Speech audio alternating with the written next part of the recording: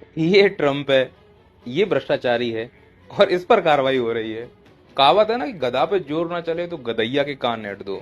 अब ट्रम्प का मुंह बंद नहीं कर पा रहे हैं, भ्रष्टाचारी को जेल में नहीं डाल पा रहे हैं, बलात्कारियों को सजा नहीं दे पा रहे हैं, इकोनॉमी सुधार नहीं पा रहे हैं, और इसकी जो जानकारी दे रहा है, फिर वो चाहे छोटा बच्चा हो या महिला, बेशर्मियों की तरह उसके ऊपर एफआईआर कर दो।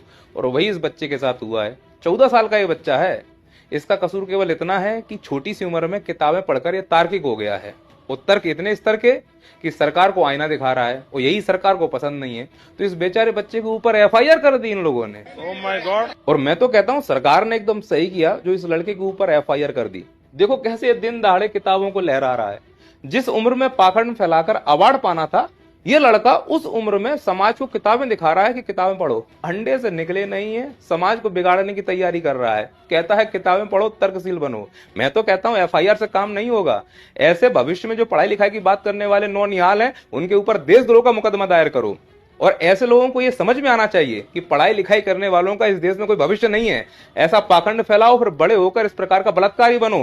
तुम्हें इतना सम्मान बनेगा, केंद्रीय मंत्री तुम्हें बगल में बैठाएगा, फोटो खिंचाएगा, और तुमको बार बार पैरोल दी जाएगी। हो सकता है कि तुम्हारी लॉटरी निकल जाए, तुम इस प्रकार के सीएम बन जाओ, मंत्री बन जाओ। और तुम बातें किसकी कर रहे हो? पढ़ाई लिखाई की। इस लड़के के ऊपर एनएसए लगना ही चाहिए, नहीं तो कल को बड़ा होकर यह पर्यावरण संरक्षण की बात करना शुरू कर देगा। खतरा है ये देश के लिए।